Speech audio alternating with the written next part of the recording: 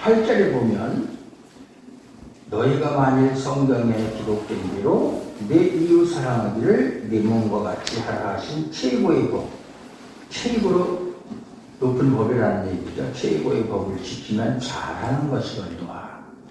결국 이웃 사랑에 대해서 이야기하고 있죠. 이웃 사랑, 이웃을 사랑. 이처럼 성경에서는 이웃 사랑에 대해서 많이 이야기하고 있어요. 사실 이웃 사랑이라는 말은 뭐 성경에서만 말하는 것이 아니라 세상 사람들도 이웃 사랑에 대해서 말을 많이 하죠. 이웃 사랑. 그건 뭐 불교도 마찬가지고 그 다른 종교도 마찬가지고 아니 아무런 종교도 갖지 않은 사람들도 이웃 사랑에 대해서 많이 이야기해요. 그래서 이웃 사랑이 뭐 예를 들어서 홍수가 나서 피해를 많이 봤다 그러면 가서 도와주기도 하고 또 옛날에 그 해안에 그 유조선에서 기름이 유출이 돼가지고 해안가가 다 기름으로 범벅이 됐을 때 교회들이 가서 그 기름을 닦아내고 또 교회뿐만 아니라 많은 그 봉사하는 사람들이 가서 봉사하는 일이 있고 많이 물질로도 많이 이렇게 피해본 사람들한테 지원해주고 뭐 그렇게 하잖아요. 몸으로도 하고 물질로도 하고 또 그것뿐만 아니라 지난번에 또 강원도에서 큰 불이 일어났었잖아요. 산에서 또 화재로 인해서 피해본 사람 뭐 여러 가지 그런 재난으로 인해서 재앙으로 인해서 그런 겪은 사람들을 많이 도와준다. 그것을 사람들은 이웃 사랑이다. 뭐 이렇게 이야기하겠죠. 할 수 있어요. 하지만 이웃 사랑은 그 어려움에 처한 사람들을 돕는 것을 말하는 것이 아니에요. 물론 이웃 사랑이라고 하는 것이 어려움에 처한 사람을 돕는 일로 나타나기도 하죠. 당연히. 그것은 어디까지나 이웃 사랑의 정신에 의한 흔적의 일부이다. 그것이 이웃 사랑의 전부가 아니다. 그 말이에요. 본질은 아니다. 그 말이에요. 이웃 사랑의 본질은 그저 그런 어려움에 처한 사람을 뭐 물질을 돕든 가서 몸으로 도와주든 이렇게 도와주는 것으로 끝나는 것이 아니다. 그게 이웃 사랑의 흔적은 될지언정 본질은 아니다. 그 말이에요. 만약에 그렇다면 그것이 이웃 사랑의 본질이 아니라면 교회에서 말하는 기독교에서 말하는 이웃 사랑은 본질을 왜곡하고 있다. 우리도 이웃 사랑 그러면 나보다 형편이 못한 사람 뭐 도와주고 위로해주고 또 상처를 입은 사람 격려해주고 그 사람을 위해서 기도해주고 또 물질도 도와주고 그렇게 생각하고 있잖아요. 왜냐하면 교회가 강조하고 행하는 것들이 다 성경에서 말하는 이웃 사랑이 말하고 있는 것과 다른 것인데 그냥 일반 사람들이 흔히 말하는 이웃 사랑과 다르진 않아요. 교회에서 가르치는 것이. 어려운 이웃이 있으면 만나면 마치 강도 만난 자의 이웃처럼 도와주고 그러는 것이 이웃 사랑이다. 그렇게 교회에서도 많이 가르치는데 그 세상과 다를 바가 전혀 없다. 성경에서 말하는 이웃 사랑하고는 많이 다르다. 그 말. 본질적으로 다르다. 그러므로 야고보 사도는 어떤 의미로 이웃 사랑을 말하는가? 지금 야고보 사도가 이웃 사랑을 이야기하고 있는데 그 본질이 무엇인가? 그것을 우리가 자세히 따져봐야 돼요. 살펴봐야 돼요. 그래서 이웃 사랑이라는 것은 바로 이런 것이구나 하는 이웃 사랑의 본질을 깨달아야 된다. 그 말이에요. 그래야 교회가 정말 이웃 사랑, 성경에서 말하는 이웃 사랑을 실천하는 그런 관계로 만날 수가 있다. 그 말이죠.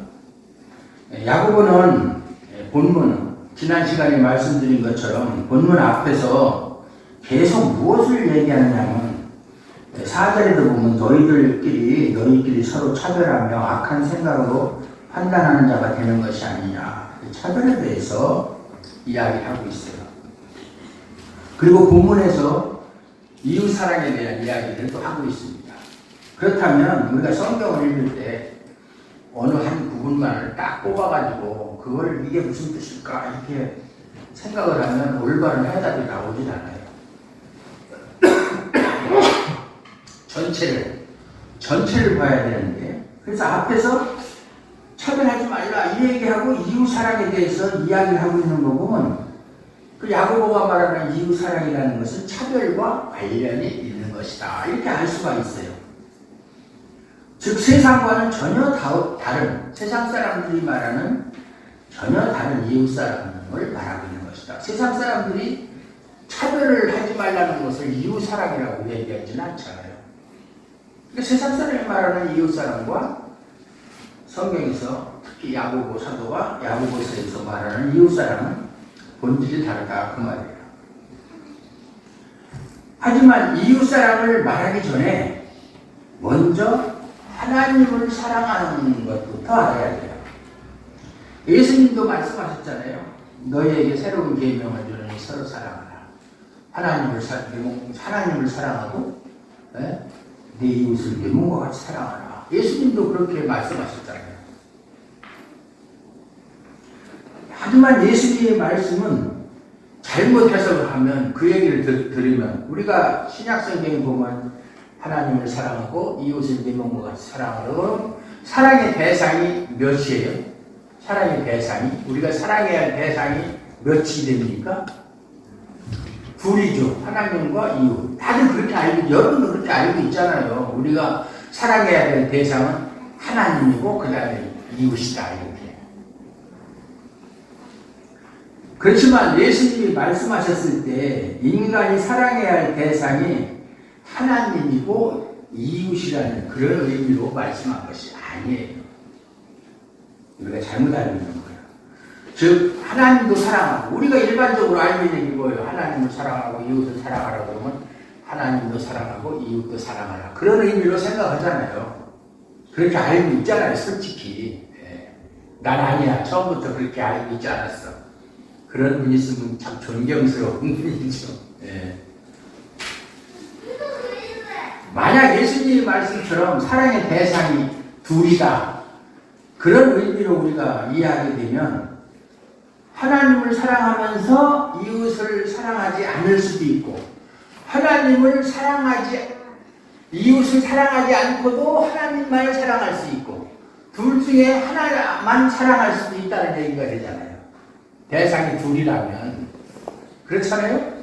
나는 하나님을 사랑하지만 이웃 사랑은 별로 마음에 드는 사람도 없고 그냥 그래서 난 이웃 사랑은 별로 하고 싶지 않아. 아니면 정말 이웃은 뭐 같이 만나고 이야기하고 같이 접촉하고 교제가 있으니까 사랑할 수 있지만 뭐 눈에 보이지 않는 하나님을 뭐 어떻게 사랑을 해.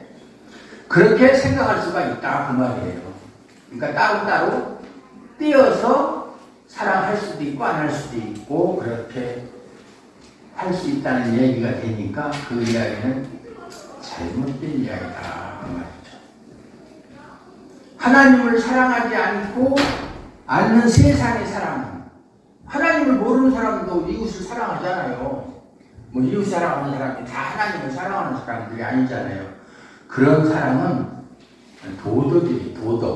도덕이지 사랑이 아니에요. 즉 하나님의 사랑을 알지 못하는 이웃사랑, 하나님을 알지도 못하고 하나님을 사랑하지도 않으면서 이웃을 사랑한다고 하는 것은 그것은 참된 사랑이 아니다 그 말이에요. 결론적으로. 왜냐하면 이웃사랑은 인간의 도덕과 양심에 의한 것이 아니라 하나님의 사랑이 이웃에게 전달되는 것을 의미하기 때문이다. 그러니까 쉽게 얘기하면 하나님을 사랑하지 않고는 이웃을 진정으로 사랑할 수가 없다 그 말이에요. 우리 신자들한테 가장 난감한 질문이 뭐예요? 당신은 하나님을 사랑하십니까? 이렇게 물어보면 그러군요. 하나님 사랑하죠. 이게 대답은 그렇게 할 거예요. 당연히 하나님 사랑하죠. 하나님 사랑하지 않으면 제가 뭐 교회 다닙니까? 뭐 이렇게 말은 그렇게 하지만 정말로 내가 하나님을 사랑하는가? 얼마만큼 사랑하는가? 그것은 나도 몰라요. 나도. 자기 자신도. 내가 하나님을 사랑하는 그 정도와 깊이를 확실하게 알 수 있는 사람이 있을까요? 저는 없다고 봐요. 사람이 사람을 사랑하는가 하는 것은 자신의 마음과 감정을 생각하면 어느 정도는 알 수 있어요. 내가 저 사람을 사랑하느냐? 사랑한다면 어느 정도 사랑하느냐? 그것은 내 생각과 마음, 다시 말해서 감정을 생각하면 어느 정도 알 수 있잖아요. 네.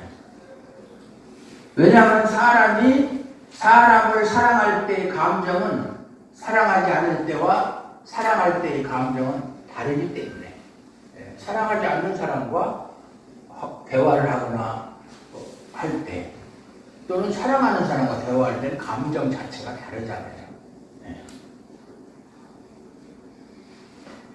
감정적인 사랑은 사랑의 대상을 직접 만났을 때 생기는 거예요.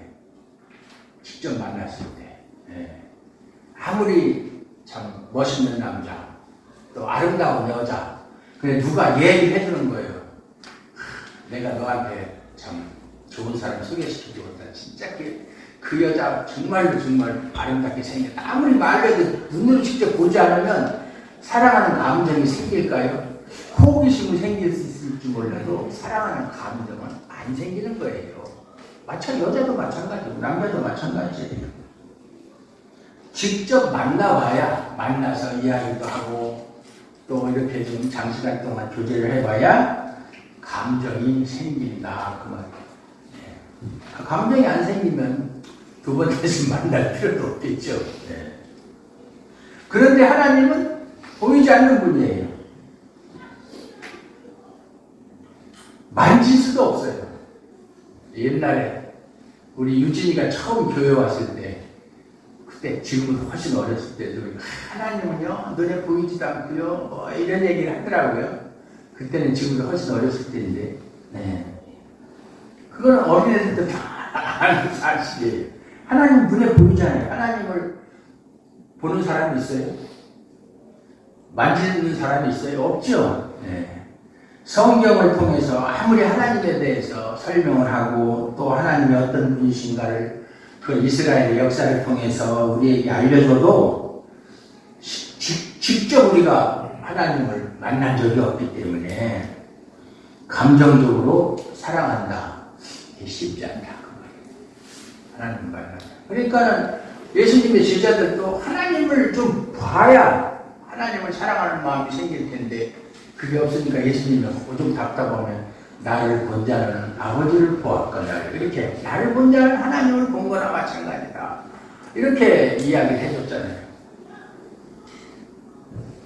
그래서 만나지도 못했고 보지도 못한 하나님을 사랑한다는 것은 감정적으로는 불가능하다. 그 말이에요. 따라서 내가 얼마나 하나님을 사랑하는가를 자신의 감정적인 상태를 가지고 확인해 보려고 하는 것 자체가 어리석은 일이다.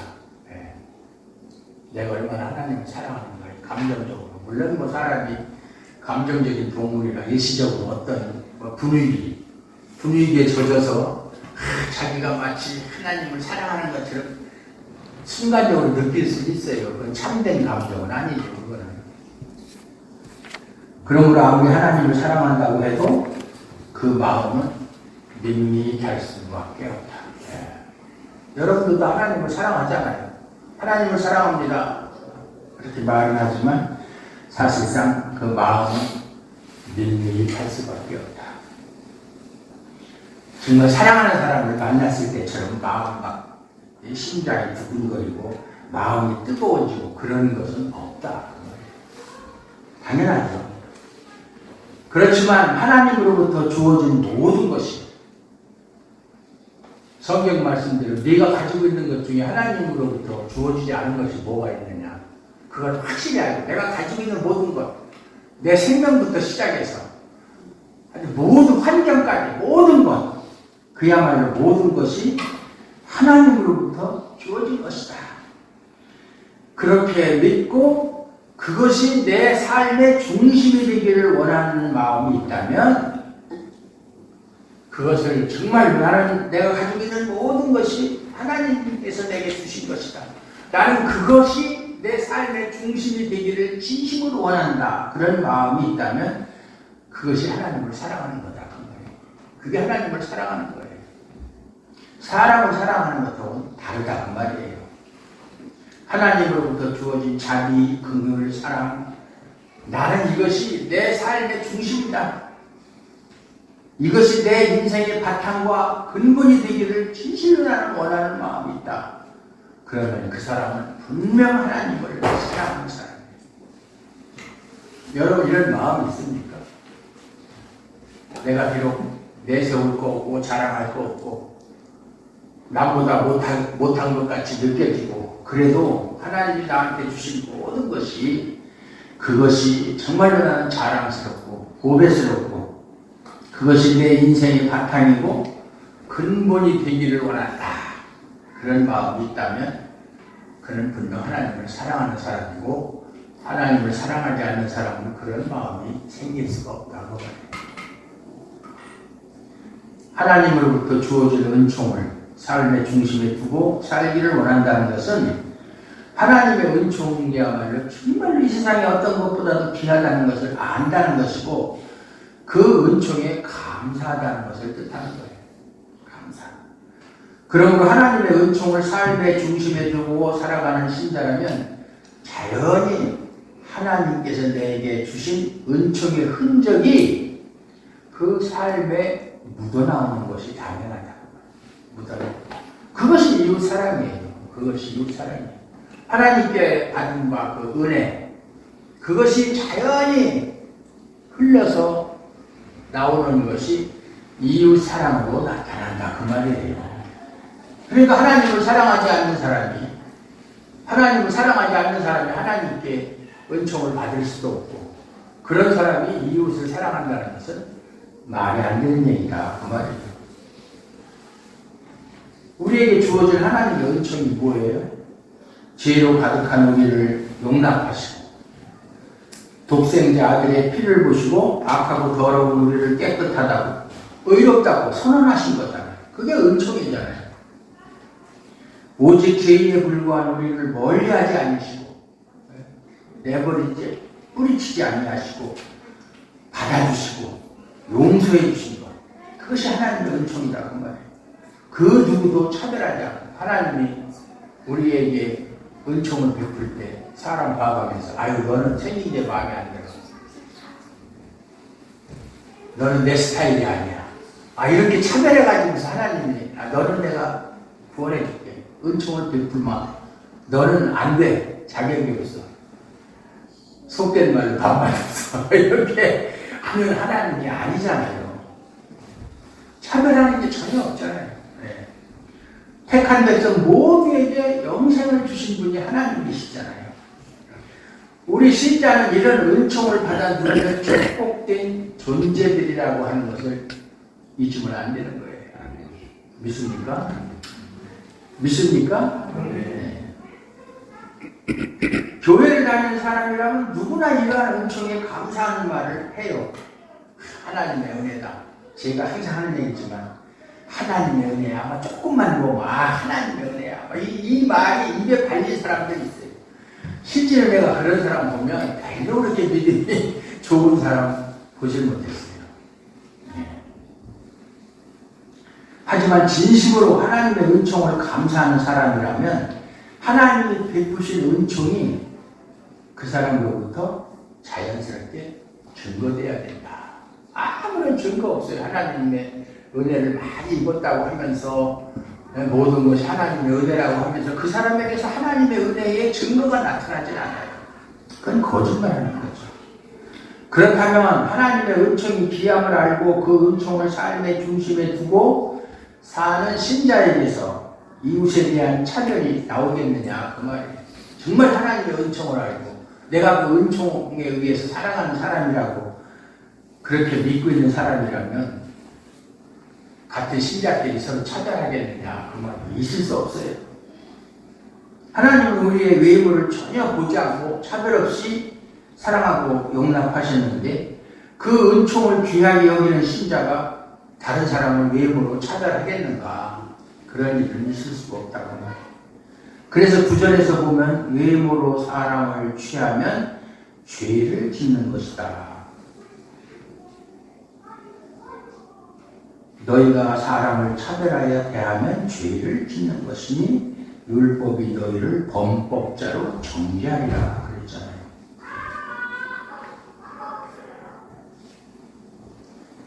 어떤 죄입니까? 그 죄가 사람을 차별하는 게 무슨 죄예요? 율법이 정죄한다고 그랬잖아요. 범법자로. 하나님을 사랑하지 않고 하나님의 은총을 멸시한 죄예요. 형제를 차별하여 대하면 뭐 형제뿐 아니라 다른 사람도 마찬가지지만 율법이 우리를 정죄한다고 그랬는데 무슨 죄로 정죄하느냐? 하나님을 사랑하지 않고 하나님의 은총을 멸시한 죄로 정죄한다 그 말이에요. 고소한다 그 말이에요. 네. 이 사람 하나님 사랑하지 않아요. 이 사람은 하나님의 은총을 멸시하는 사람이에요. 왜? 사람을 차별해서 대하니까.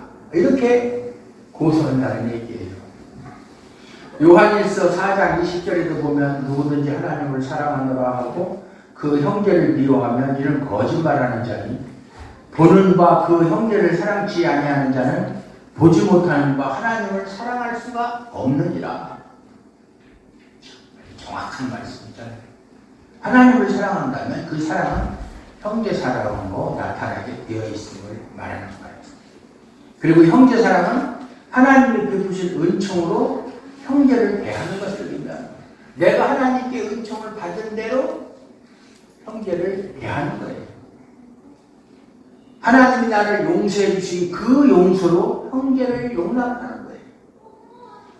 죄인인 우리를 차별하지 않고 우리를 사랑으로 대해 주셨으니 우리 또한 형제를 차별하지 않는 것이 사랑입니다. 성경이 말하는 사랑이 이웃사랑이 그런 걸 말하는 거예요. 우리가 이웃사랑을 말할 때 성경에 보면 내 몸과 같이 하라.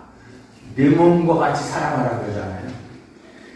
이 말이 상당히 부담스러운 말이죠. 솔직한 얘기예요. 네? 하나님을 사랑하라 하는 것은 그래도 어느 정도 하나님이 우리의 구세주가 되고 나를 사랑하시고 나의 죄를 용서해 주시고 다 했으니까 내게 은총을 베풀어 주시고 그랬으니까 하나님을 사랑하라 하는 말을 내가 받아들일 수가 있는데 이웃을 내 몸과 같이 사랑하라? 진짜 부담되는 말이죠. 솔직합니다. 네. 주눅이 들죠. 네. 내 몸과 같이 사랑하라는 것을 여러분 어떻게 생각합니까? 내 이웃을 내 몸과 같이 사랑하라는 말의 의미가 뭐예요? 어떻게 사랑하는 것이 내 몸과 같이 사랑하는 거예요? 정말로 내 몸처럼 그렇게 귀하게 여기고 내가 가지고 있는 모든 것을 다 봉헌해서 이웃을 위해 써야 되고 그렇게 사랑하는 것이라고 생각하십니까? 내 몸과 같이 사랑하라는 거예요. 사람은 자기 몸을 위해서 뭐 아까운 게 없잖아요. 네? 자기 몸을 위해서 뭐 아끼는 사람이 있어요? 그렇지만 내 몸과 같이 사랑하라는 것은 그런 의미가 아니에요. 자기가 가지고 있는 모든 것을 다 동원해서 이웃을 위해서 사용해야 돼요. 그런 말이 아니에요. 하나님의 사랑이 없이도 이웃을 위해 자신의 전부를 내어놓을 수 있어요. 물론 흔하지는 않지만 옛날에 국가와 민족을 위해서 또는 이웃을 위해서 자기 목숨을 기꺼이 내놓은 사람들 있잖아요. 우리가 추앙하는 사람들 중에 자신의 의지로 그렇게 하는 사람이 있을 수 있다 이 말이에요. 하지만 이웃을 내 몸과 같이 사랑하라는 것은 정말 하나님의 사랑이 없이는 불가능한 것이다. 하나님의 사랑으로만 가능한 것이 내 몸처럼 사랑하는 거예요. 하나님의 사랑이 없으면 결코 할 수 없는. 그러면 이웃을 내 몸처럼 사랑하라는 것이 무슨 의미인가? 여러분이 알고 있는 의미하고는 다른 의미다 그 말이에요. 야고보가 말하는 내용을 중심으로 생각하면 답이 나와요. 답이 나와요. 사람은 자기 자신을 차별하는 사람은 없어요. 자기가 자기 자신을 멸시하고 차별하는 사람은 없어요. 물론 다른 사람하고 비교해가지고 나는 왜 저 사람처럼 그렇게 외모가 뛰어나지 못하지, 저 사람처럼 그렇게 머리가 좋지 못하지, 저 사람처럼 돈도 없지, 이렇게 해서 정말 부끄러워하고 또 상대방을 부러워하는 마음이 생기기도 하고 그렇게 하지만 그것은 자기가 자존심이 있다는 증거지 자기가 자기 자신을 무시하고 차별하는 것은 아니에요. 누가 자기가 자기를 차별합니까? 차별하는 거하고 남을 부러워하고 비교해서 좀 부끄러워하고 주눅이 드는 것하고 다른 거예요. 그러니까 결국 이웃을 내 몸처럼 사랑하는 것은 이웃을 외모로 보고 차별하지 않는 것이 내 몸처럼 사랑하는 거예요. 네가 내 몸을 네 스스로 무시하고 차별하고 그러지 않지 않느냐. 그렇게 내 이웃도 차별하지 말라 그 말이에요. 무슨 말인지 아시겠어요? 네? 이 사랑이 가능한 것은 하나님의 사랑 앞에서 자기 또한 자기 외모를 자랑하거나 하나님 앞에서 내세울 것이 전혀 없음을 깨달았을 때만 가능한 거예요. 이웃을 외모로 보고, 여기서 외모라는 것은 생김새를 말하는 게 아니에요. 조건, 그 사람이 가지고 있는 조건을 말하는 거예요. 내적인 조건. 나는 내 이웃을 보고 어떤 조건을 보고 판단하고 차별할 자격도 없고 또 그럴 만한 사람도 못 된다는 것을 깨달으면 결코 다른 사람을 그 사람이 가지고 있는 자격이나 조건 그런 거 가지고 차별하지 않는다. 나보다 많이 못 배웠다, 나보다 돈이 없다, 나보다 지위가 낮다, 뭐 이런 거 가지고 차별하지 않는다 그 말이에요. 왜냐하면 내가 하나님 앞에서 그런 것으로 내세우고 자랑할 것이 못 되니까. 세상에서 제일 가는 재벌이라고 해도 아마 최고의 학자라고 해도 하나님 앞에서는 단지 죄인일 뿐이에요. 옛날 그 일본의 그 덕천가강 한자를 쓰면 일본 말로는 도쿠가와 에이야스 그 이토 히로부미 다음에 그 실권을 진 사람 그 사람이 쓴 책을 그때 옛날 아주 오랜 옛날 아주 오랜 옛날에 그 책을 읽었는데 중학교 다닐 때 읽은 것 같아요. 그때 보니까 다른 내용인데 제가 기억이 안 나는데 그 사람은 일본은 목욕 문화가 발달했잖아요. 심지어 옛날에 뭐 남자 여자 혼욕도 하고 지금도 하는 데가 있다고 그래요. 어딘지 뭐 알면 여러분들 가보고 싶겠지만 그런데 자기는 목욕탕에 가면 다 옷을 벗고 목욕을 하잖아요. 옷 입고 목욕하는 사람 없잖아요. 잘난 사람, 못난 사람, 높은 사람, 낮은 사람, 부자, 가난한 사람 다 똑같이 옷 벗고 목욕하잖아요. 그 사람이 자기가 별 볼 일 없었을 때 그렇게 뭐 지위가 높지 않았을 때 목욕탕에 가면 다 배꼽이 나 있잖아요. 배꼽 없는 사람 없잖아요. 나도 배꼽 있고 너도 배꼽 있고 그래서 너나 나나 똑같은 사람이다. 이런 생각을 했다는 거예요. 목욕탕에 가서 사람들을 벌거벗은 모습을 보면서 그래서 주눅 들지 않고 자신 있게 당당하게 세상을 살고 결국은 그렇게 해서 참 실권자가 되었다. 그런 자서전적인 그런 책을 제가 읽은 기억이 나요. 네. 하나님 앞에서는 다 죄인이에요. 피엘 캐물도 그랬잖아요. 단독자. 피엘 캐물이 말하는 단독자는 하나님을 말하거든요. 절대자 앞에 선 벌거벗은다. 하나님 앞에서는 다 벌거벗은 존재들이에요. 자기의 죄를 가릴 것이 아무것도 없어요. 가릴 수가 없어요. 하나님의 눈은 뭐 옷으로 가리겠어요? 뭘로 가리겠어요? 명예로 가리겠습니까? 돈으로 가리겠습니까? 권력으로 아무것으로도 하나님 앞에서 자기 자신을 가릴 수 있는 자기의 죄와 수치를 가릴 수 있는 사람은 없어요.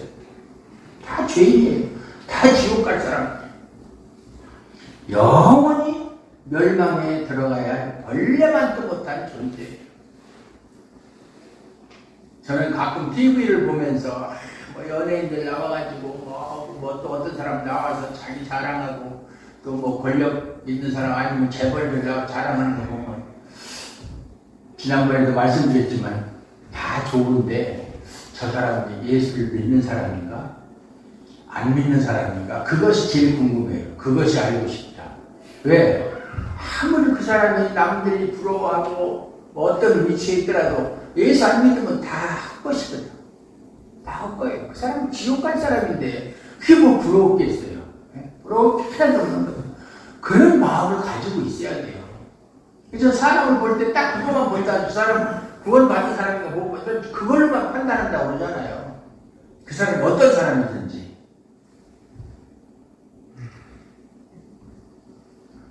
그런 자신을 하나님이 사랑하셨음을 안다면 영원히 지옥에서 헤어나오지 못할 그런 운명에 처해진 나를 하나님이 일방적으로 어떤 조건이나 자격을 보지 않고 나를 사랑하셨음을 안다면 그 사랑은 분명 그런 사랑을 받은 사람은 이웃을 외모로 차별하지 않는다. 그거예요.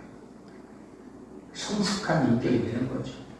자기보다 아무리 못한 사람이라도 그 사람도 하나님의 은총을 받은 사람, 나도 하나님의 은총을 받은 사람. 만약에 은총을 못 받았으면 나나 그 사람이랑 똑같이 지옥에 앉아있을 사람.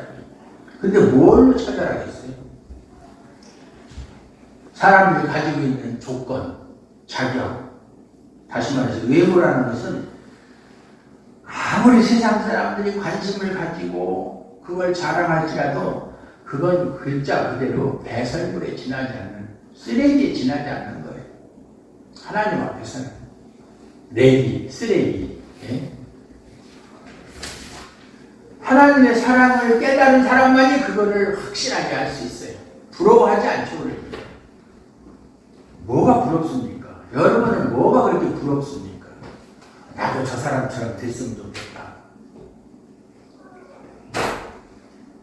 정말 부러운 사람이 있죠. 성경을 보면 그 위대한 믿음을 가진 사람들 아니면 교회사를 보다 보면은 정말 어떻게 사람이 아무리 믿음이 있어도 저런 행동을 할 수 있을까?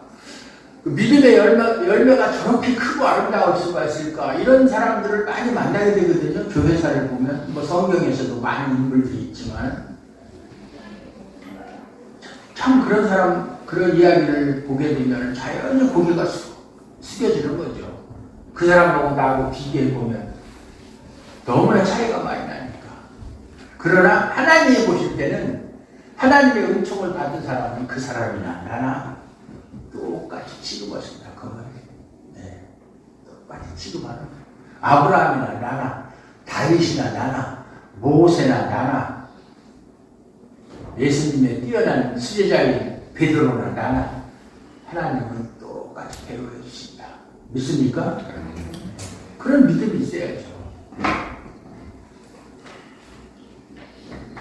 하나님은 사람을 똑같은 존재로 만들지 않았어요. 지금 전 세계 인구가 약 80억이라고 해요. 80억. 옛날에 제가 55억이라고 할 때가 엊그제 같은데 벌써 80억이래요. 80억. 아무리 그렇게 사람이 많아도 똑같은 사람은 없잖아요.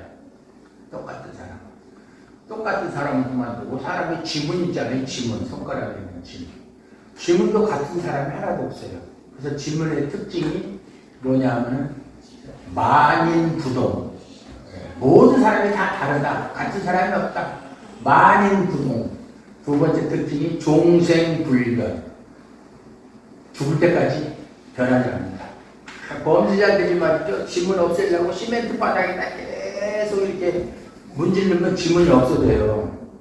또 일 많이 한 사람은 뭐 자연적으로 또 없어지지만 또 일을 안 하고 또 있으면 또 그대로 생겨나는 거예요. 변형 없이. 네. 그래서 지문이 같은 사람이 하나도 없어요. 네. 그래서 지문마다 딱 번호가 있거든요. 우리는 보면 딱 옛날에는 이제 수상한 사람 딱 잡으면 전화가 내 지문번호 불러줄 테니까 좀 확인해봐. 그래놓고 자 7, 6, 3, 4, 5 이렇게 불러주면 같은 사람이 없으니까 그럼 전과가 딱 나오는 거예요. 아 얘는 지금 강도 수배자입니다. 다 이렇게 딱 나오고 요즘이야 뭐 기계가 좋으니까 요새는 뭐 교통신경도 뭐 그렇고 신경을 다 이렇게 지문 그 감식 차고 다니니까 옛날 얘기지. 사람 똑같은 사람은 없어요. 똑같은 사람이 없다는 것은 사람은 자기들끼리 서로 경쟁하는 관계가 아니라는 얘기예요. 경쟁이라는 것은 똑같은 조건을 가지고 있어야 경쟁이 시작되는 거예요. 올림픽에 나가는 국가대표 선수하고 일반인하고 시합을 하면 그게 시합이 됩니까? 경쟁이 됩니까? 안 되잖아요. 그건 조건 자체가 다른데.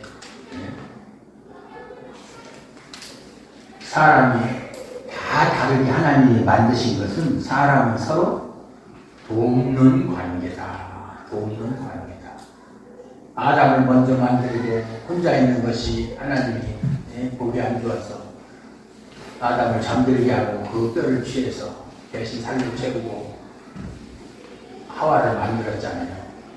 돕는 배필로. 사람은 서로 돕는 관계지 경쟁하는 관계가 아니에요.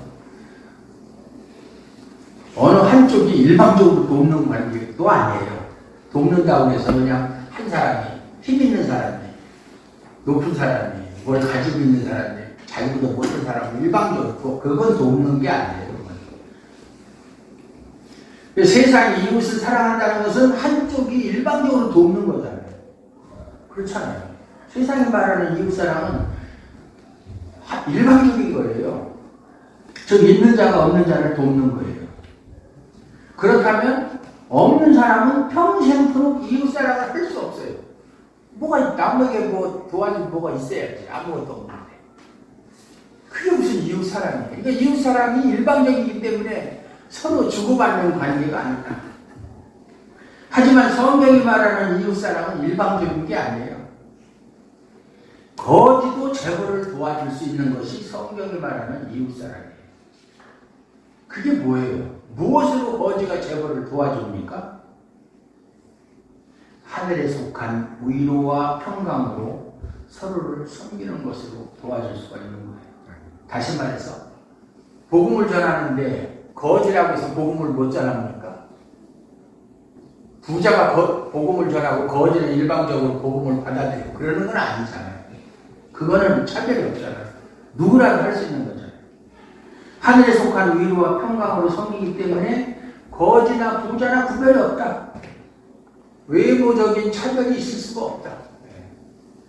여러분이 전도할 때 여러분보다 더 잘난 사람은 전도 못합니까? 그게 무슨 상관이 있어?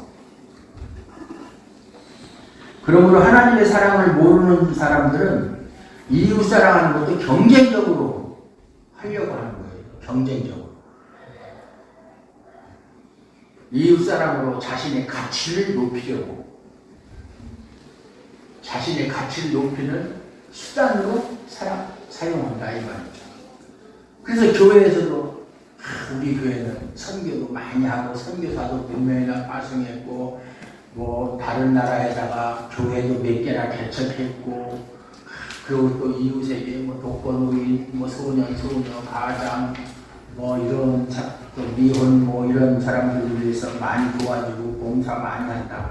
그것을 막 교회가 경쟁적으로 막 그래서 막 주보에 보면 막 우리가 돕는 교회, 국내 선교, 해외 선교 또 우리가 돕는 막하게 막 누구든지 보면 야, 이 교회는 정말 일 많이 하고 좋은 일 많이 한다. 이렇게 알아보게. 이게 경쟁하는 거예요, 교회들이. 야, 니네 교회는 선교사 몇 명이나 파송했냐? 우리 교회는 몇 명이나 파송했는데. 그게 경쟁할 일이에요. 그런 것이 좋은 일이긴 하지만 그걸 경쟁적으로 하는 건 아니잖아요. 필요한 것은 하나님의 사랑을 알고 사랑의 본질을 찾는 것이 가장 중요해요. 교회의 사명은 선교도 아니에요. 여러분은 교회 어떤 교회 설교를 들어보면 뭐 우리 교회의 사명은 선교다, 뭐다, 이웃사랑, 이웃 뭐 봉사다. 그거는 교회의 본질적인 사명이 아니에요. 당연히 해야 될 일이긴 하지만 형편에 따라서 그럴 형편이 되면 하는 건 좋아요. 그러니까 그게 교회의 본질적인 사명은 아니에요. 교회의 본질적인 사명은 뭐예요? 복음 전하는 거예요. 마태복음 28장에 그렇죠. 너희는 가서 모든 족속 제자를 삼아서 아버지와 아들과 성령 이름으로 세례를 주고 내가 너희에게 분부한 모든 것을 가르쳐서 지키게 하라. 그게 교회의 사명이에요. 그거 없으면 교회가 아니죠. 그러니까 여러분들이 막 생자지, 특히 우리 주한교회 성도들은 전도하고는 완전히 4분의 8 전도도 못해. 완전 남이야. 참 징그럽게도 전도도 못해. 아이고, 목사님 전도가 쉬운 줄 아세요? 한번 해보세요. 목사님 해보세요. 뭐 이렇게 얘기하고 싶어서 지금 여기까지 말이 올라와요. 결국 이웃사랑은 우리 힘으로 할 수 있는 게 아니에요. 아까 얘기했죠. 하나님을 사랑하는 마음이 없으면 이웃사랑 할 수가 없다고. 그래서 신자는 더더욱 예수님의 십자가 외에는 살 길이 없다. 우리가 살 수 있는 길은 십자가밖에 없다. 그것을 그냥 지식적으로 알고 동의하는 정도로 끝나는 것이 아니라 절감하면서 하나님의 사랑에 무릎을 꿇을 때만이 이웃사랑을 실천할 수가 있는 거예요. 이웃사랑이라는 게 아까 얘기했잖아요. 뭐 물질로 도와주고 몸으로 그런 게 아니라고 했잖아요. 뭐 사람을 차별하지 않는. 진짜 여러분이 사람을 차별하지 않는 경지에 올랐으면 그 사람은 성인이에요. 근데 그게 불가능한 게 아니에요. 하나님을 사랑하는 마음이 있으면 차별하지 않아요. 물론 뭐 나도 완전히 차별하지 않는다 이렇게는 말 못하지만 여러분들보다는 덜 차별해요.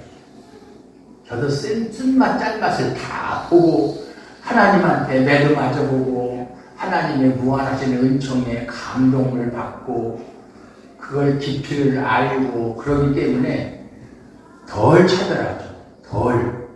그것이 완전히 없어지진 않았지만 없어져야 돼요. 그것이. 지금부터 안 하게 노력을 하고 있는 거예요. 그것이 제 의지로 되는 것도 아니잖아요. 내가 해야 되겠다 해서 되는 것도 아니잖아요. 하나님이 그러한 마음, 성령의 능력을 허락하지 않으면 할 수가 없어요. 우리가 하나님 사랑하는 것도 내 의지대로 됩니까? 안 되잖아요. 하나님 앞에 하나님의 진정한 사랑에 정말 무릎을 꿇을 때 하나님의 사랑이 여러분에게 이웃 사랑으로 나아가도록 하실 줄로 믿습니다. 하나님 아버지 감사합니다. 우리가 하나님께 너무나 큰 은총을 받은 축복받은 존재라는 것을 정말 진심으로 깨달으려면 우리 신자들끼리 서로 시기 질투, 또 미움, 다툼, 차별 이런 것은 아예 흔적조차 없을 줄로 믿습니다. 우리가 자랑할 건 아무것도 없지만 하나님의 사랑하심을 입은 그 사랑으로 우리 형제를 대하게 하시고 또 이웃을 대하게 하여 주시옵소서. 그럴 때 하나님의 사랑이 우리를 통해서 이웃에게 전파될 줄로 믿습니다. 하늘에 속한 위로와 평강을 전하는 전도자들이 되기를 원합니다. 하나님, 우리의 입술을 열어서 생명의 복음을 전하는 일에 정말 최선을 다하는 저희 주아름교회 성도들이 되게 하여 주시옵소서. 예수님의 이름으로 감사드리고 기도하옵나이다. 아멘.